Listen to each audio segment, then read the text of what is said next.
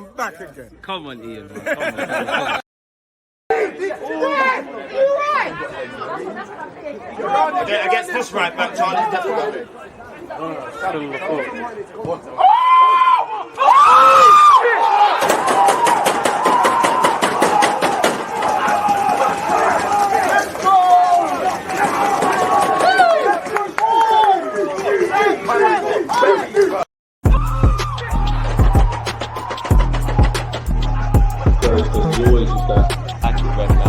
I've been given like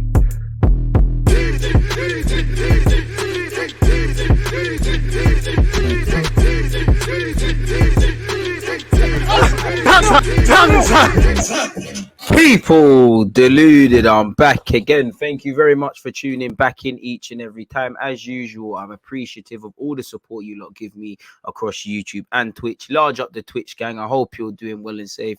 You know, obviously, I'm well aware that you lot will be watching this on the playback, so big up the ones that are live on Twitch with me right now. Tapping Tobes. Toby will be here in just a second.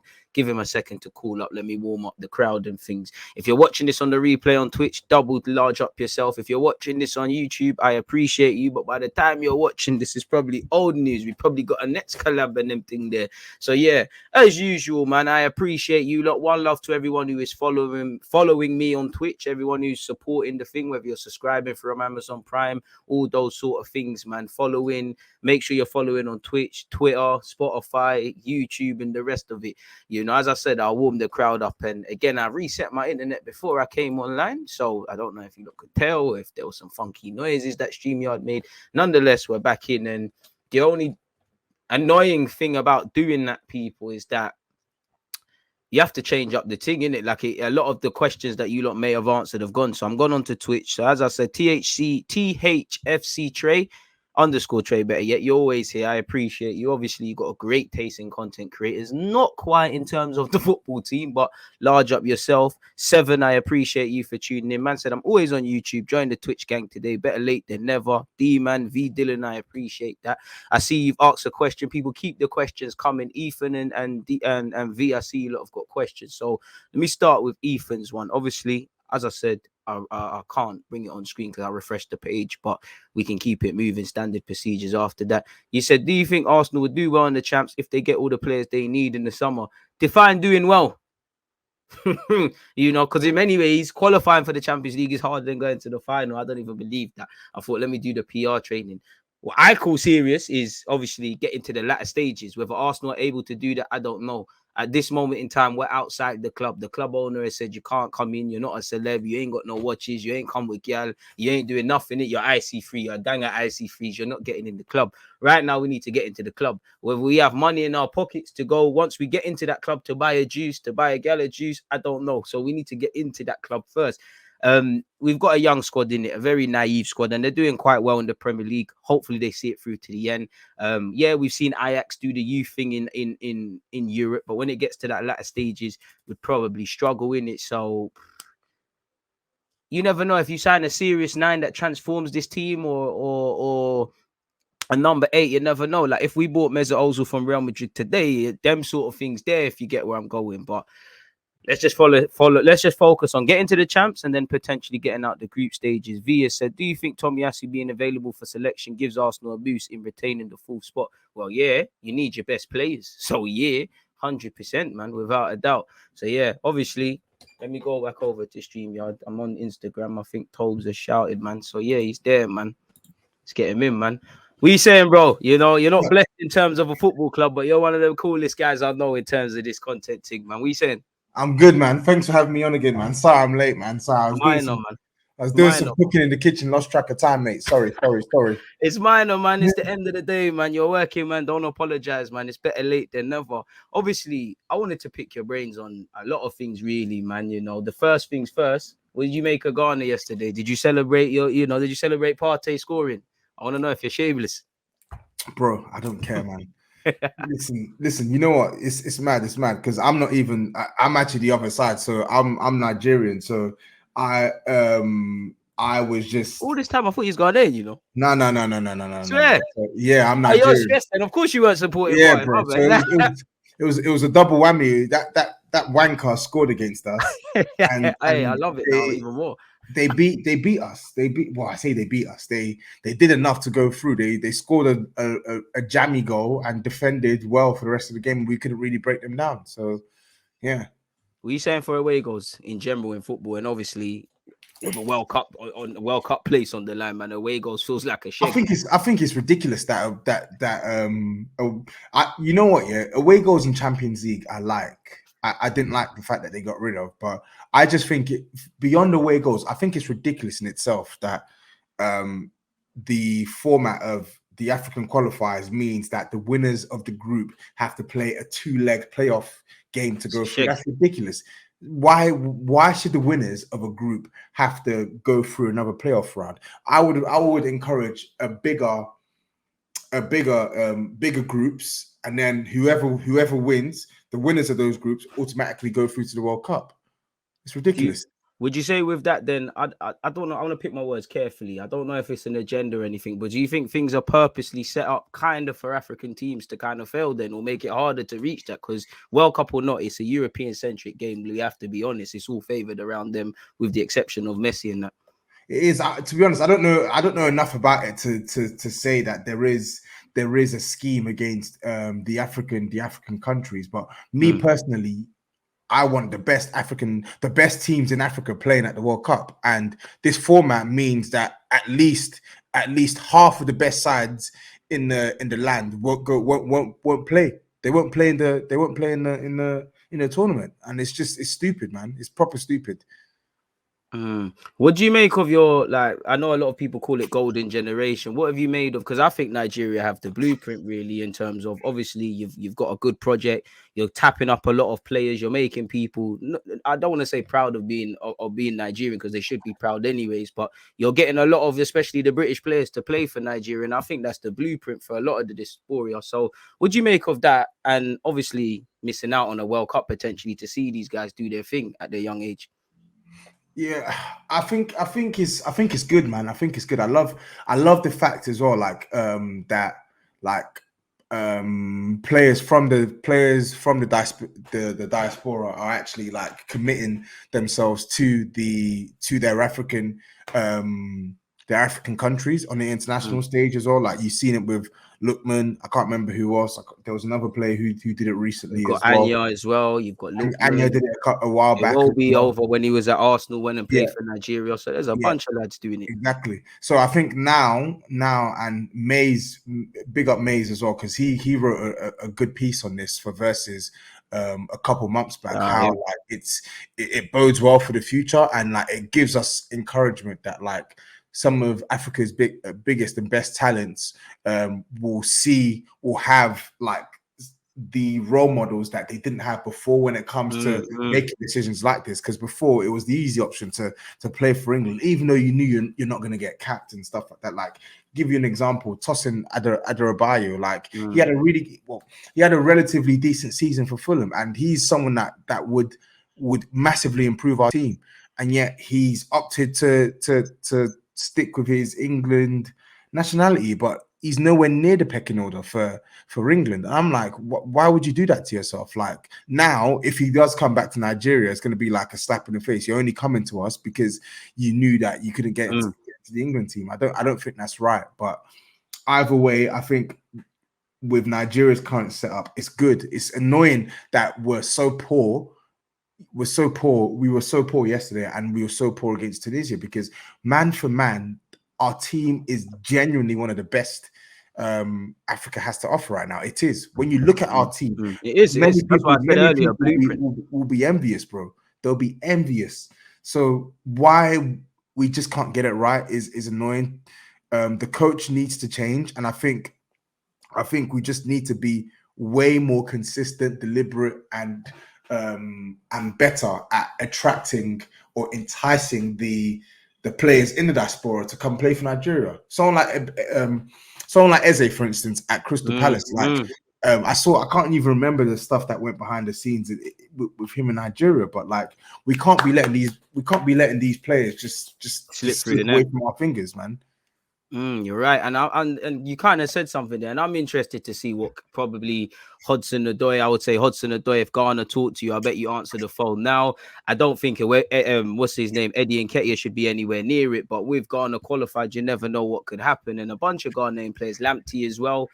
I'm sure he's got aspirations to play for England. As you know, there's a lot of barriers in terms of right back options. Sorry, American Gooner, I've left your question up there. Do you think the American lad coming to be Ramsdale's backup is any good? I'll be real. I've never seen him play. I hope he is. If he's not, Light skin brother. I don't even know. No, the white guy. That's cool. some bookie centre back we bought. I don't know Okay. about these American MLS dons. I hope they're good, but it could be a bit fugazi, really and truly. Obviously, I wanted to ask you as well. First kind of Spurs related question. Obviously, if you see me looking here, I've got a bunch of them, bro, for you. First thing I want to get into is probably Harry Kane, man, because it seems like he's back to business. He's finding his form. You're probably seeing the news. Pochettino might be going to United. Where do you see Kane's uplifting form? What do you put it down to? And what do you make for his future? So I'll answer the first one. So what do I put his upturning form down to? I think he's just finally playing with some fight, some hunger, and he's playing under a manager who I think he admires. Like I think the disappointment of not going to Man City, I think it was clear to see that Harry Kane for a lot of these matches he just wasn't trying. I don't think he was emotionally, he wasn't invested. Do you get what I'm saying? He wasn't invested in the team. And listen, I didn't like it as a Spurs fan, but I've always said, as an impartial fan, like you shouldn't just expect a player to just switch it on again. He had his heart set on a move to Man City. It didn't go through. And then to make matters worse, not only did you not get the move to Man City, the manager that he lacked in Jose Mourinho got sacked last season and was replaced by Nuno Espirito Santo. The business that we did in the summer was not good enough. So the guy is looking at a situation that he wanted to leave. Yeah, he's still stuck in that situation and has to work under those conditions. But where I take offense to Harry Kane is that I think the way he tried to go about getting his move to Man City, he disrespected the club and made a mockery of the fans, including myself, who actually believed that he wasn't the type of player to do something like that, and he did. But yeah, like I think his upturn in form is just because he's finally put all of that disappointment behind him, and he actually willingly wants to work and try for the team, man. Not just in his goal scoring or his playmaking, but even his off the ball work as well. Like since around probably like tail end November, we've actually seen a marked increase in improvement in both his on the ball work and off the ball work as well. Like he's actively trying, which is something that we couldn't say for the first at least 3-4 months of the season. So yeah, man, I think that's what I credit his upturn in form down to, and I hope that he'll continue scoring, continue playing like this, because I still think it's crazy. He was a bum for like pretty much half the season and genuinely could finish this season with around 18, 19 Premier League goals, maybe even 20. The man's quality, facts. Maybe even 20 if he goes on a mad hot streak. But that's just testament to how good he is. Now, your second question was around his future. Was that right? Yeah. So I don't know where Harry Kane ends up this summer. I can't lie to you. Like, I think it's great that Antonio Conte is here, because I think as long as Spurs have a manager of Conte's ilk, them sort of pedigree, man. Yeah, exactly. It gives Harry Kane some reason to stay, because he's like, okay, if you've brought this man in, then it suggests that you're going to conform to this man's way of working, and it means that the team's going to improve. You're buying into what he wants to do, yeah. You're buying into what he wants to do. And ultimately, Antonio Conte is a winner. Harry Kane has not won any trophies, so he sees that as, this is a man who the club have brought to win, and I want to be a part of that, or I could be a part of that. So that may play on his head, but truthfully, I wouldn't be shocked if Man United came in for him this summer. I wouldn't be shocked if Man City came in for him this summer. And I wouldn't be shocked if Harry Kane wasn't at the club this summer. I wouldn't be shocked, because, again, now he's approaching 29 years old, 29 years of age, who have 2 years left in his deal. We don't know if he's going to sign a new contract or not. Really and truly, this is the summer where you have to make that decision, i.e., are you going to get, is he going to renew his contract, or are you going to sell him? It was the case with Son last summer. He was down to 2 years left in his deal, and luckily he signed. So He committed, yeah. He committed. So we don't know. I certainly don't know if that's going to be the case with Harry Kane. So time will tell. Genuinely, it's up in the air. I couldn't give you a definitive answer. Like, it's up in the air.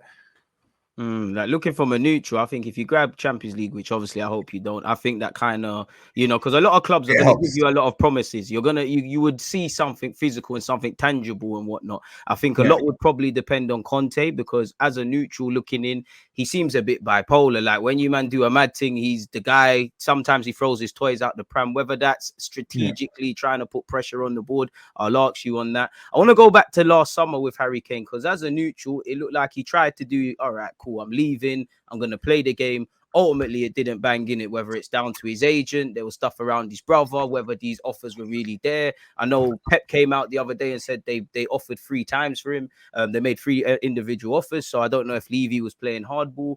What did you make of, beyond the obvious of Harry Kane disrespecting or not disrespecting, what did you make of the whole handling collectively of him, Levy, and just the whole shenanigans, really, his brother, just everything, which ultimately ended, which I suppose is a benefit for you with him staying? Yeah, it was a mess. It was a shambles, man. I think listen, Harry Kane's situation, before I say what I want to say, I've always said that Harry Kane signed that long-term contract. I think the club have deteriorated. I think the club were in a much different place to the position that they were in last summer when he signed that contract. So that's, first of all, before I go in on him, I'm going to say this, because when he signed that 6-year deal, Pochettino had just signed a new contract. Spurs were moving away from Wembley and moving into the new stadium. We had all these promises of X player coming in through, that player coming in, this, that, and the third.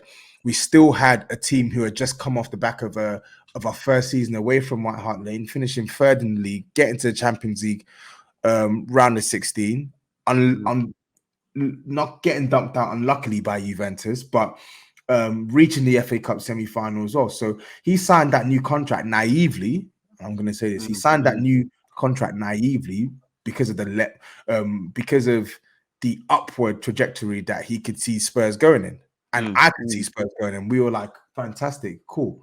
But here's where it's naive. It's like the length. You can ask yourself, did he really need to sign a 6-year contract? And I'm not saying this as a Spurs fan, because I thought great. But looking at it from an opposition fan's perspective, did he need to sign a 6-year contract? Because that 6-year contract effectively hands all the power to the club. Death row contract. But he did. He signed that 6-year deal. His brother advised him to sign that 6-year deal. He became our highest earner. And once that's set in stone, we have the power. So I'm sorry, bro. Yeah, you want to leave.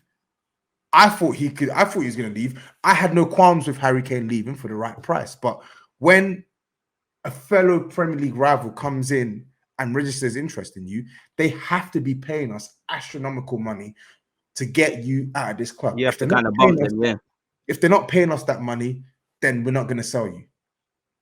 That's the way it went down. And he knew that was going to happen. He always knew that was going to be the case with Daniel Levy.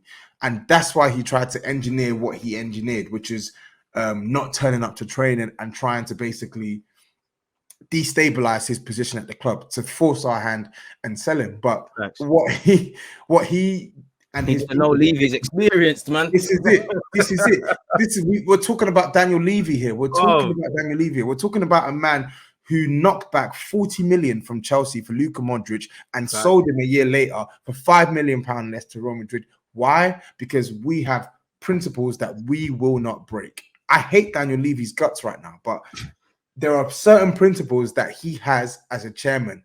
And one of them is, if we're going to sell to a direct rival, you have to pay our asking price. If you don't pay our asking price, you're not going to get the player. It's what happened with Dimitar Berbatov. It's what happened with Kyle Walker. It's what happened with Robbie Keane, etc., etc. The list goes on. If you don't pay the asking price, which I don't even think there was a real asking price for Harry Kane here set by the club because they didn't want to sell him. If you don't pay the asking price, they're not going to sell him. Simple. You mentioned Daniel Levy. Obviously, he's technically not you lot's owner, right? But what do you make of Daniel Levy? Because you mentioned you hated him, and just trying to paint a picture for us neutrals who obviously aren't Spurs fans. And you've got a question here. How would you compare both Arsenal and Spurs management, as they have American owners as well? So a bit of a question that ties into the first one.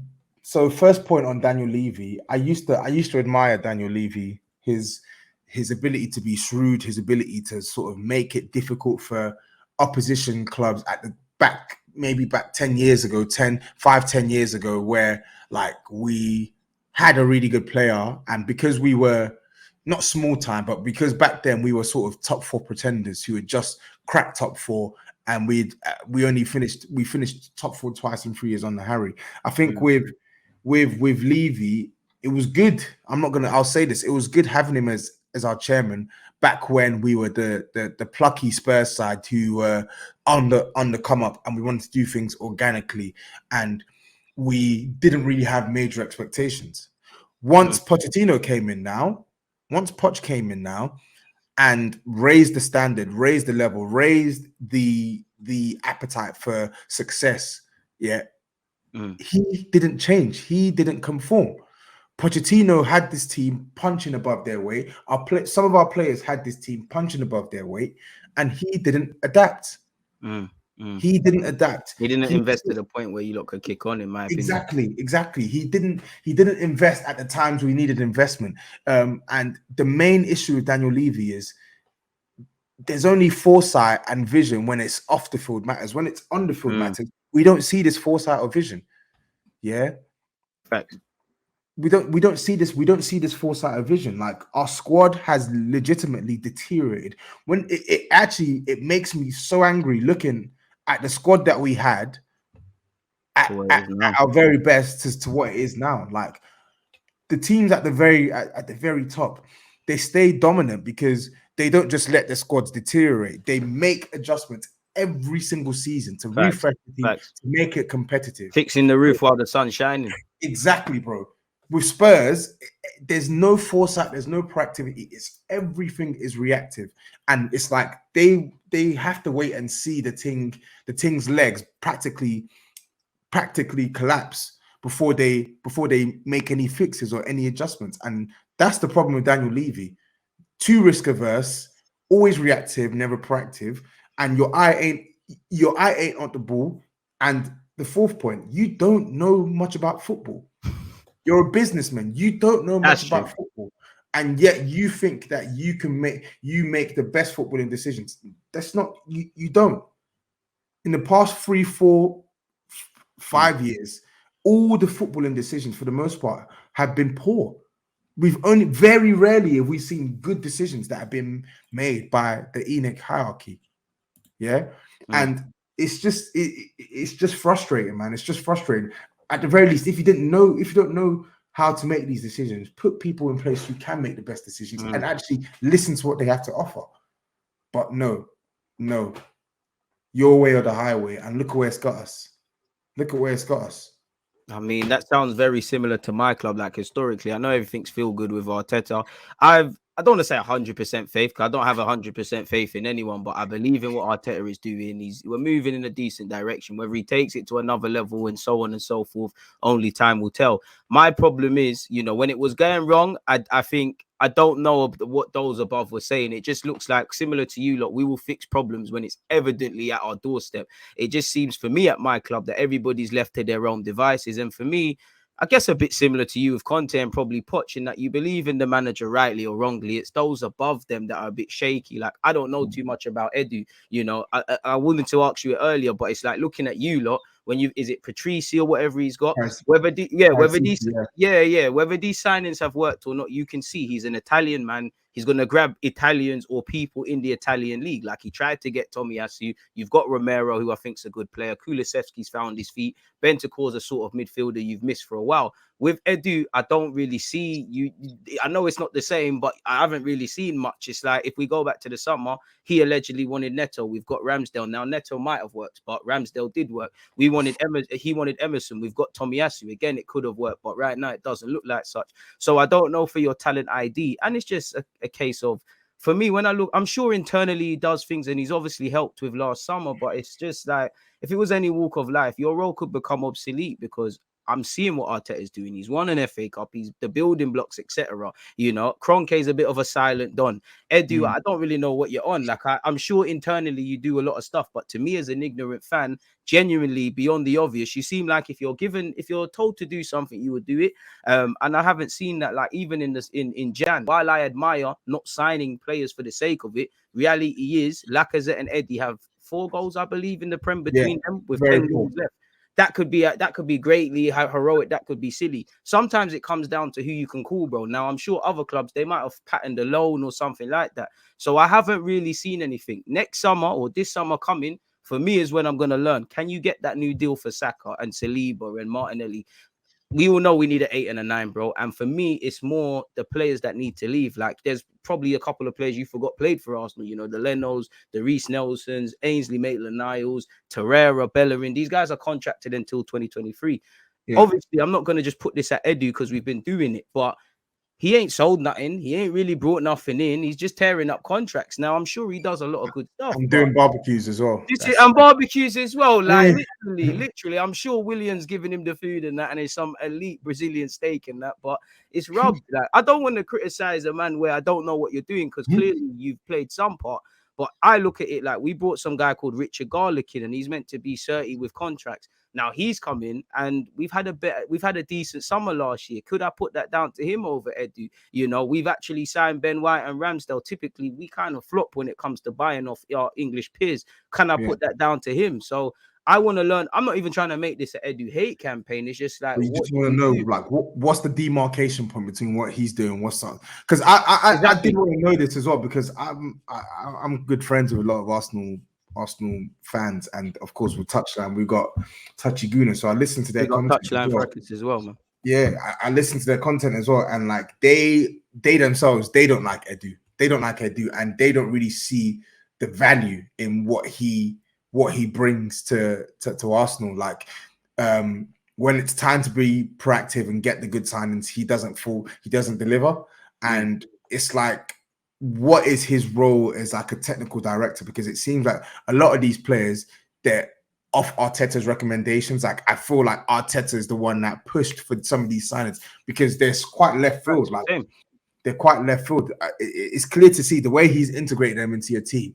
It's clear to see that he pushed for some of these signings. So me, myself, I'm not sure what Edu's remit is in that sort of Arsenal sort of hierarchy. Like, is it Arteta?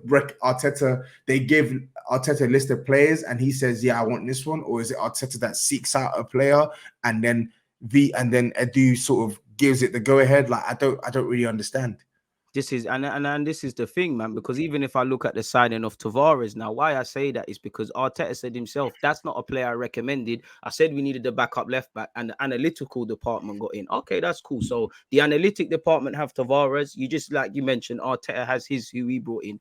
I just don't know what Edu does. And for me, clearly he does something, because Arsenal are trying this long-term thing with Arteta, with the players, etc., etc. But I just feel like with you lot, you've got an experienced manager, an experienced DOF. You either get an inexperienced manager and an experienced one. You very rarely have 2 inexperienced men. So in the same way Arteta has made some mistakes and don't know what he doesn't know and's learning, Edu's the same. Now, I feel sorry for Edu at times, because it does feel like they've kind of been crippled financially. It's like, I'll give him his credit. Allegedly in January, you agreed a deal for Arthur Melo. For some reason, it got vetoed. So did you agree an incorrect deal? The finances weren't right? Or are you kind of being crippled, sort of thing? So that's where I'm going to learn a lot about Edu. And again, I'm sure he's doing something right. You know, he's tied into what we're doing. But if you left tomorrow, I don't know your legacy, so I can't really answer. I've left this question up here for time. Tobes, do you believe Spurs will win a trophy in the next 3 to 5 years? Says I have to, right? I have to believe this will end soon. We've come so close the past couple of years. Like, people can make their jokes all we want, but we were in a cup final last year. I think the 2019-20 season is the first time in like 5-6 years that Spurs haven't been in a semi-final or a final. Like, we made the League Cup semi-final this year. We were FA Cup semi-finalists in the in the 2017-2018 season, with Champions League finalists in the 2018-2019 season, League Cup semi-finalists in the same season. Been the bridesmaid a lot of times. Bro, this is what I'm saying. So like nobody can say that Spurs aren't actively trying to win trophies. Yeah, for banter whatever aside, reason. clearly you are. Yeah, for whatever reason, we just can't. I think mentality, player quality, managerial mistakes, we just struggle. But I'm hoping that this hoodoo will end in the next 3 to 5 years for sure, man. We have to win something, man. We just have to. We have to. And you got another question kind of tying into that. Tobes, what are your thoughts on Levy sacking Jose right before a cup final and potentially denying you guys a chance of a trophy? In my opinion, I think Levy didn't want Jose to be the man who broke your trophy. I assume he means trophy drought. Yeah, I'll be real. I'll be real. I'll be totally honest. I'm the same as well. I just didn't want it to be him to swear. Yeah, I swear to God, a part of me definitely he's a bastard, but still, man. Bro, a part of me definitely didn't want him to be the one to have that over us, to say, oh, I was the only Spurs man to win a trophy. But that's not to say that I wouldn't have been happy winning a trophy with him. Of course, I wanted a trophy. I wanted Spurs to win that trophy. I wanted Spurs to win the League Cup for sure, 100%. I was gagging for us to win it, and we didn't win it. But I do think, in hindsight, the club definitely made the wrong decision in sacking him 4 days before the final. Was there ego / pride thing then? Pardon? Was it an ego / pride thing for the club then to do that right there? And I don't think it was an ego pride thing. I think they left it too late. I think they left it too late. I don't think the club were wrong. That's a madness doing it. Yeah. I don't think the club were wrong for sacking him. I really don't. And I do believe that Spurs, at the time, I believe that Spurs just needed a new voice. Like, Jose clearly just couldn't motivate these players anymore. We needed a new voice. I think where you F up is bringing in a rookie in Ryan Mason. Like, he's never managed the club before. And then you expect him to take this team into a cup final. And it's all hunky dory. Like, that's where I'm like, okay, cool. There's a mistake there, but it truthfully, again, incompetence and a club that are reacting instead of being proactive. Chelsea sacked Tuchel in early January. I mean, sacked Lampard in early January. They knew it wasn't working. They gave him these opportunity. They cut the cords. We should have sacked this guy after Zagreb. We should have sacked him after Newcastle. We should have sacked him many weeks before that, and we let it wait right up until the League Cup final. It was stupid. It was proper stupid. So for me, I wouldn't have said it at the time, but I'll admit it now. I think we were probably better served with Jose managing us in that cup final than Ryan Mason. But just for that final, for the rest of the league campaign, I didn't care. He had to go. Where did it go wrong for him then? I just don't think he was stylistically. He wasn't the right fit, and two, I just don't think he was able to sort of maximize the available quality from the poor squad we had. To be honest, I'll say this again because I was tough on Jose Mourinho, and I think it was only until maybe his last 3-4 months that I truly realized the magnitude of the job that he had to do, because a lot of those players, I gave them more credit than they deserved. And I think it was the turn of the year. I think, what game was it? The Chelsea game, the Liverpool game, where I was like, okay, yeah, like, I'm looking at this now. And I went from saying Jose has to get us top 4 with this team or he's sacked, to saying this team's not good enough for top 4, irrespective of Jose Mourinho, because there are so many players I'm looking at. I'm looking at you sideways. I'm like, wow, like, what is going on here? What is going on here? This isn't even a Jose thing. Like, the squad is poor. And I remember when he got sacked, I was saying to my friends, they're like, oh yeah, like, if only we had sacked him in January, we would have walked into top 4. I said, no, we wouldn't have. It's not that. If we had sacked him in January, I think we would have definitely been closer to the top 4. We would have had a much better chance of getting it. But to say that we would have walked it or got into top 4 just by sacking Jose is wrong, simply because the squad just wasn't good enough and still isn't good enough.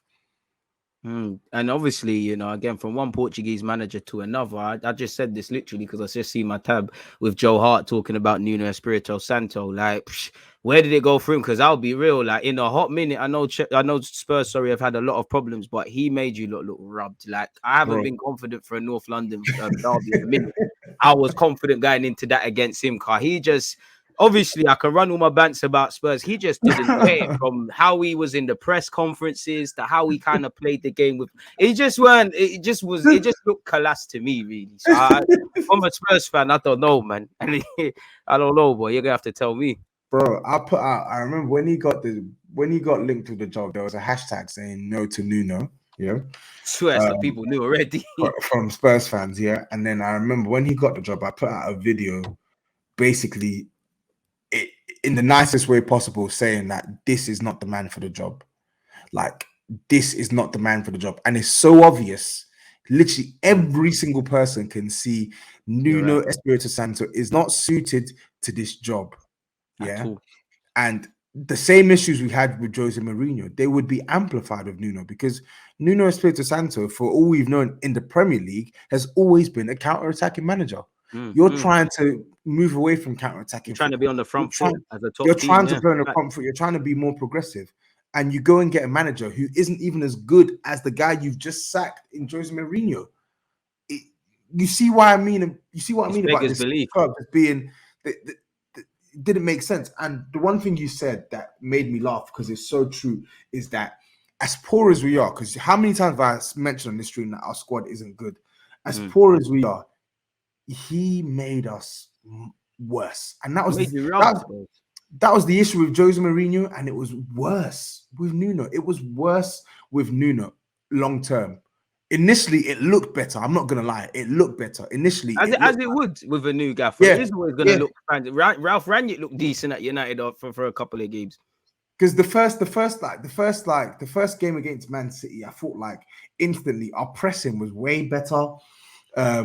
We were able to actually get a couple of attempts at goal, like maybe get into double figures in the attempts at goal and stuff like that. And we beat Man City in cool. But like, as the weeks went by, that result and some of those performances looked like exceptions to the rule and not the rule itself. Because for the most part with Nuno, we were really, really, really struggling to create chances. Like, we struggled to create chances on the Jose, but Nuno took it to a whole new level. Like, we scored something like 9. We had something like 9 goals scored in 9 matches. He left us with like a negative goal difference, bro. And you got bloody Harry Kane and Son. That, you know, certain people would want a lot more for less. It's mental. And listen, he got dealt a bad hand. Like, he came in to manage us in the midst of a Harry Kane shit show, which I actually think he handled really well. Like, I think with what you saw him have to go through in the summer, with Ndombele saying he wanted to leave, with Harry Kane saying he wanted to leave and stuff like that. I thought like he handled those situations well, but I think his management style just was not suited to the squad that we had. It just wasn't. Oh, is it frozen? Oh no, you're back. You're back again. What was you saying? I didn't catch that. Yeah, sorry. I was saying in a nutshell, he just didn't suit our club. Like, we weren't really a free flowing side under Nuno. We would struggle to create chances even against the worst of teams. And yeah, he just couldn't really gain any sort of consistency. Again, I'm not putting this all down to Nuno because the squad isn't good. The squad makes it difficult for any manager to breed consistency. But you look at Antonio Conte, what he's been able to do with the team, even though we're not doing anything special, all the metrics are up. Chance creations up. What running stats up. It's the level of culture. The defending number of clean sheets up. Yeah, number of goals scored up. Like, every single metric you can look at, have the majority have increased under Conte. So what does that say about Nuno? It says that under Nuno, we weren't running enough, we weren't defending well enough, we were damn sure not even creating enough to score more than Let one alone score, yeah. goals. Like it was horrible. Like with Nuno, it's like with him playing or with him managing us, it's like once a team went 1-0 up, we knew we were done. Like we knew the game's done. I The remember game's my done. first Finished. supporting brethren saying that as well under Nuno. It's crazy, man. So Yeah, obviously bro. you kind of touched on Conte. What have you made of Conte? The good, bad, and the ugly, really? What's the pros and cons? Well, you've answered the changes, but yeah, what's the pros and cons of Conte? How long do you think he will stay? Because Conte's shown like he will leave better teams for less if people want to joke thing. So yeah, man. How long? I'll start off with the last question. So how long will he stay? I don't know. I think he could easily leave this summer. Bro, Yeah, I think he could easily leave. what makes say this summer? Because it all depends on the summer. I take it the transfer window. Because the transfer window, because of whether the club back him in the summer. If we don't back him in the summer, I think he's gone. And plus, I think Champions League is quite pivotal for us. I don't think we're going to get it. I don't think we're going to get it, but I think Champions League is important not only to keep Conte at the club, but to also bring in the additional funds which we can use to sort of fuel his ambition for where we should be. So I do think I don't think it's set in stone that Antonio Conte is our manager beyond the summer. So I think there's a chance he could definitely leave, but I'm not 100% sure right now. What have I made of him at Spurs? I think he's been calm, man. I think he's been calm. I think for the most part, he's been good. Of course, people look at our patchy 2022 form. I think we lost something like seven losses in our last seven. A couple of weeks back, it was like 7 losses from like a possible gazy, like 11 or 12 games and stuff like that. It's not good. It's not good. It's not good form, man. He's definitely that was easily his roughest patch of the season. But for me, maybe I'm being biased because I love him as a manager, but I think he's been a net positive for Spurs. I think he has. Okay, maybe I'm over exaggerating by saying, "Oh, he's been good, he's been great," but like you can see the difference he's made. Like there's now a consistent style that we can play. I see more inspiration in the players, mate. Exactly. Sometimes it just comes down to the pedigree of the gaffer as opposed to other people. Bro, we've got like joint third most clean sheets in the league now. We've got been scoring as well. Got back to back wins now finally. We've got a stable-ish back three centre back pairing. He's been able to repurpose Ben Davies from a shit left back into a left centre back who's actually been competent for us for the most part when he's played there.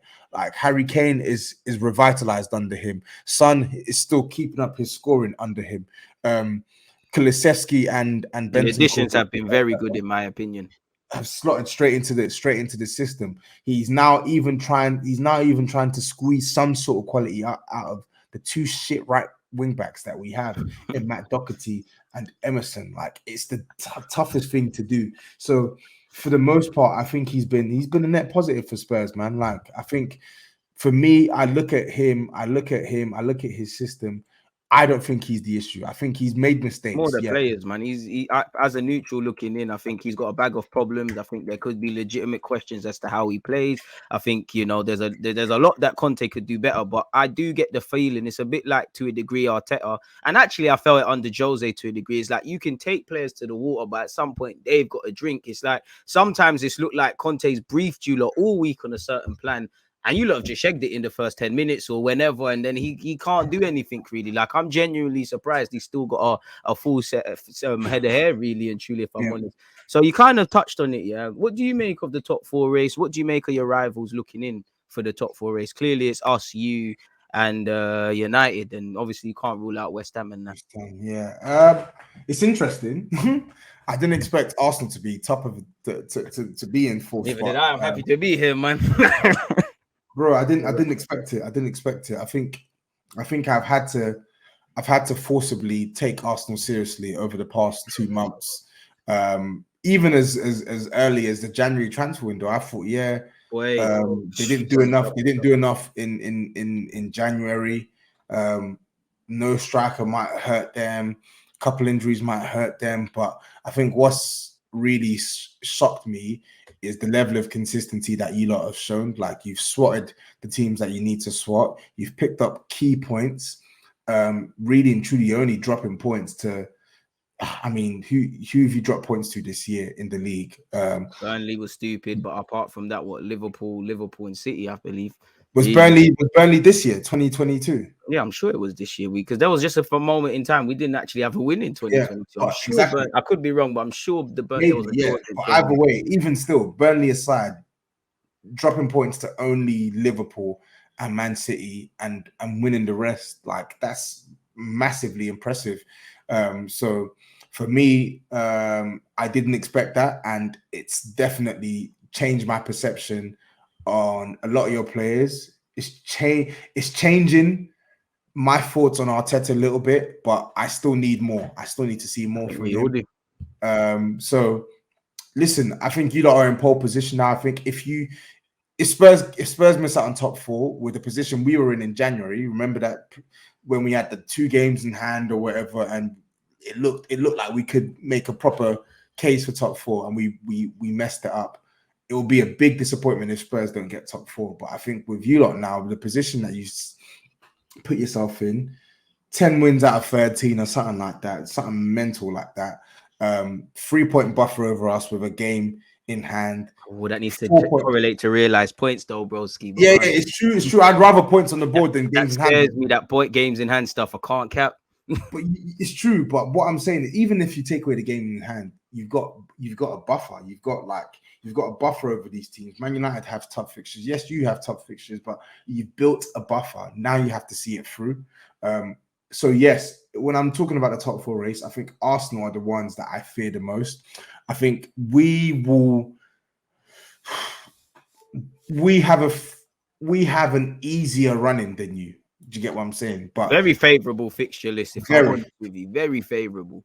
Very, but we are not a consistent side. We're only just starting to show a tiny bit of consistency in the league again under Antonio Conte. Because when he first came, we were unbeaten for quite a number of games. So we've not been able to do what you've done this year, which is win 4. Correlate them to winning straight. Do you get what I'm saying?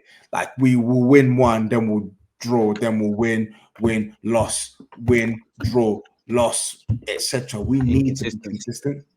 And that's something that we've not been for the most part this season, bro. Man United, listen, with the players they have on paper, they're always going to be a threat, yeah?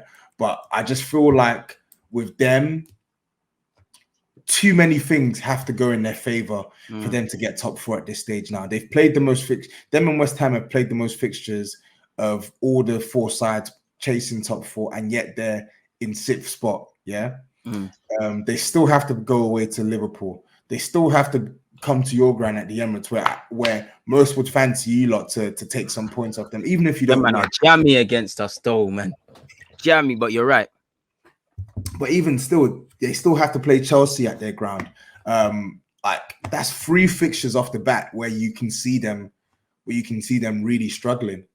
So I feel like it's going to be between Arsenal and Spurs. And when I look at how 2022 has panned out, I can't back Spurs for top 4. And unfortunately, I think it's Arsenal that are going to get it.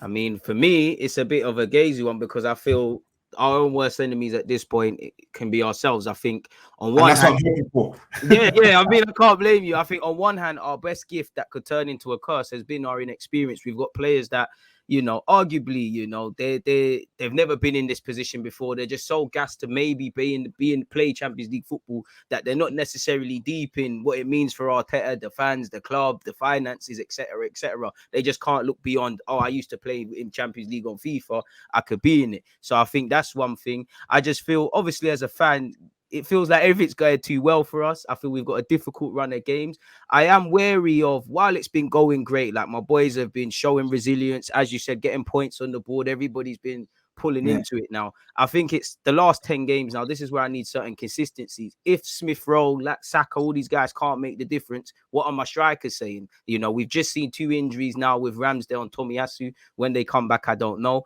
I feel with you lot, you've got Conte, you've got Kane who's found this form, you've got Son, you've got a favourable run of games. the North London derby. When last did we win at your place? Let alone do the double over you, which we're gonna have to in it. So I do have faith in us, but I just feel, and I want to see how we play with a target on our backs, because as you know, once you're in that position, the only way is down. So I'm keen to see. I know Spurs have a history of self-imploding, but the run of fixtures is very favourable on paper. We've just got to earn the right to play in it. For what I define as bogey teams for Arsenal, in Brighton, in Palace, and Southampton, I can't look beyond those three. But as you know, we've got Chelsea, United, and I believe West Ham after that. In May, we've got the North London derby. So I think we're into a mix. I can't lie, I can't rule out United, man, because they'll buy the refs and get into there. So I'm not too sure, man. So I guess my final question would be, ultimately, how do you feel your final run? Before we get into some questions, before I let you go from the fans, Tim, how do you feel about the final running then? Because as much as you might not feel it, as I said, Kane, Son, they're doing their thing. You've got back-to-back wins on the trot now. It just feels like now's the time where it's going to get a bit gazy. Yeah, bro. Anything can happen, but like, unfortunately for me, I like to deal in what I see.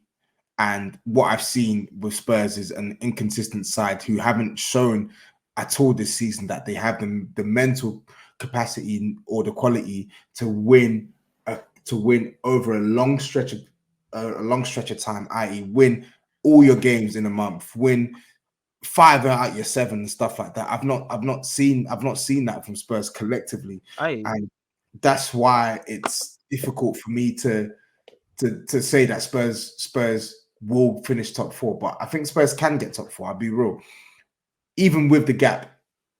Everyone's in a fair fight, man. It's just down to who wants it the most, really, in my opinion. Exactly. I think Spurs can get top 4. I think, but similar to you, we have to avoid key injuries, because we don't have a replacement for Kane. We don't have a replacement for Son. When Bentancur is not in our midfield, it just goes back to rubbish. Do you get what I'm saying? We have to pray that Kulusevski stays fit. We have to make sure that a core part of our first 11 don't get any injuries, because if they get any injuries, we're screwed, because the quality to step back into, the quality on the bench to step in is just not good enough. I feel you, man. Obviously, we got a couple of questions. Big up V Dylan. You've said, Tobes, do you enjoy watching counter-attacking football? How has the transition been from Poch's free-flowing football to 11 men behind the ball? For me, growing up on Wenger ball, I could never enjoy that style of play. You know what it is with counter-attacking football? I don't dislike counter-attacking football. I just think that nowadays you should have some variety. I think be able to do a couple of things, Yeah, I think what really hurts Spurs is that we've gone away from players who are conducive to playing a progressive game where you can keep the ball. We've got too many poor players, and when I say poor, I mean technically poor players.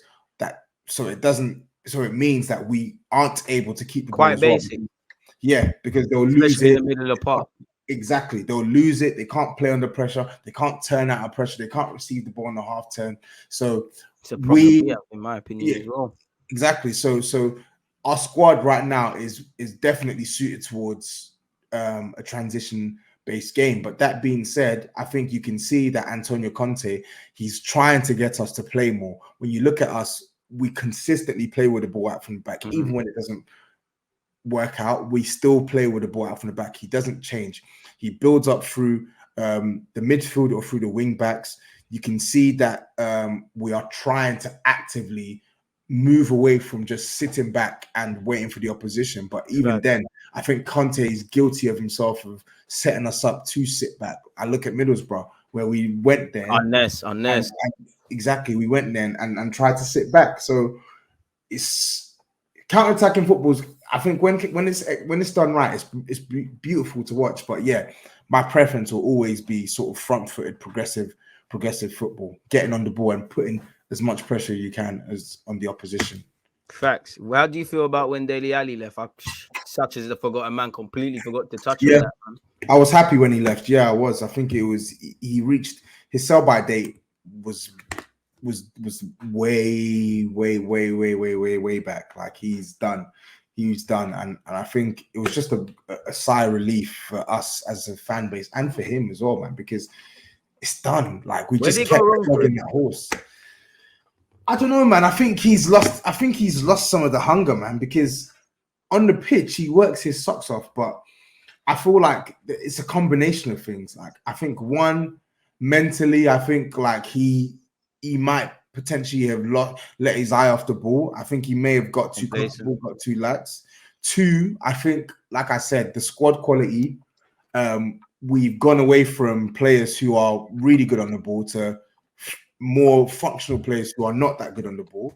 And I think he's suffered as a result because you've got ball players like Dembele who were just really good at retaining possession. You've had creators like Ericsson in the team who could put the ball in a sixpence for him. His job was made a lot easier, really and truly, in that team. Not to say that his job was easy, because to score the amount of goals and be in the right place, he was work. It was a good skill. But with those players, those type of players leaving our team, that put more of an onus on him to offer more in possession. And I think that has exposed his limitations, which is he's not a good runner of the ball. He's not a good playmaker. Football IQ ain't actually that high, really, relative to age. Yeah, exactly. So like he's someone who when he's in the final third, he has the capacity to pick players out and stuff, but he's not a slick player. He's not someone who moves the ball at speed. So all of his limitations, I think, were exposed greatly because the quality of our squad went down and we had to place a bit more reliance on him. We had to do more. And it's just been shown that he's not capable of doing these things. All right, man. And you look done well. I mean, Everton like to finesse themselves, but you did well, man. What's that, 40 million or 35 million in total? So finesse, really. Well, for now, it's zero for now. And I think it will be like 10 million in the summer. And then I think he's going to have to do a lot for us to get 30 to 40 million. We'll never see. I don't think we'll see 30, 40 million from this deal. I think we'll probably see something closer to around 10 to 15 million. Still an upgrade. I mean, if you get your 15, it's still what you spent in 5 mil. He's been there for a while. He did all right. My last question for you, my guy. Tobes, which players would you get rid of that you sort of rate / tolerate? Bit of a difficult one, really. Yeah. I don't. So what is he saying? Players that I like that I would get rid of at Spurs? I assume he's meaning players that you don't necessarily think are bad or whatever, but it's a necessary evil maybe to move them on, or I assume that's what he means. I'm not sure still. Yeah. Steven Bergwijn, I don't hate him, but I would move him on. I don't rate him, to be fair. Lucas Moura, actually, these are players that I would move on anyway. Brethren always gets on to Lucas Moura still. It seems to be a universal Spurs thing. Let me make it a bit more challenging. So I like him. I like Højbjerg. I really do. But for Spurs playing this system, he's a player that I can tolerate. But I would, if I had the opportunity to move him on, I would move him on. And I would say the same for Reguilon as well. I would move him on. If we had good money for Reguilon, I would move him on. Why Reguilon? I didn't think that would be one to be thrown out. He's just too wasteful with the ball. He's just too wasteful with the ball. I'm not expecting 10 out of 10 every time he gets the ball, but he's quite erratic with the ball at his feet in the final third. So if we had good money for Reguilon, I would sell him. I would get rid of him. Difficult questions, man. Obviously, you got any content to come today? Whenever? When, Lex, are you live? Yeah, man. I'm live at 8 p.m. tonight. I'm going to be discussing the Champions League and Europa League fallout with Matisse, with Corey from West Ham Way, and with Dej from the Beautiful Game podcast as well. And then Big Steve was meant to join, but I don't think he's going to be available. But we'll do that from 8 to 9 p.m. And then at 9 p.m. we got the Big Six as well. So that's all I got on my agenda for tonight. There you have it, people. You know where to go at 8 p.m. I assume this is on YouTube. I don't think you have Twitch, do you? Nah, YouTube. Nah. So, yeah, you know where to be at 8 p.m. for more. You know, I suppose he's going to touch on Spurs, but as he just said, Champions League, and he's got a bag of people. Make sure you're hitting this big red button on his YouTube account, people. Obviously, I'm using an in-private browser. You would see I'm subscribed as well. You know, he can't lie. Some of your tweets kill me on the timeline, so make sure you're following. Look, bro, man's got the inflatable cap. That West Ham game was killing me because you could hear it on TV, man. And some of the Yeah. signs it was crazy. Yeah. That Oh, was man. hilarious. You lot are not the kind to Zuma at all, man. But Nah, man, Toms, we had man, to make it difficult for him. I The can't thing lie, is, I'm still laughing. That's a mad thing. You lot are yeah, bad, yeah, man. yeah. But honestly, thank you for having me on, man. It's been a pleasure coming on here again, man. Minor, bro. We definitely got to do this again. I definitely have to make an appearance on your one for the North London Definitely, Derby, whenever that definitely, is bro. scheduled. What's that, May or something like that? I I don't even think so. know. Yeah, I think Yeah, so. It's so we'll make that work. It's been a Yeah. pleasure having you, man. As I always say, I know you don't have a good taste in terms of clubs, but you make good content, and it's always a fantastic chat, man. So yeah, Yeah. man, appreciate you for joining, especially at the end of the day where it's long, man. Let me know. No Let me problem, let you bro. go make your food and the rest of it, man. Thank you, bro. Anytime, Minor, man. man. Thank you, bro. You Safe lot. for this one. You lot stay blessed, take care. Obviously, make sure you're following Tobes on Insta, on Twitter, on YouTube, and anything else he does so you can catch up, man. It's been a fantastic one chatting to you lot, but we're gonna love and leave you lot, and we'll catch you again whenever. Head over to his YouTube account at 8 p.m., which the time is now. You got an hour in it, so keep the Bro. tab open. Go hit Yeah. him up on YouTube. Go make yourself some food, shower, do whatever, and listen to some good football, man. But we're out, people. We're out.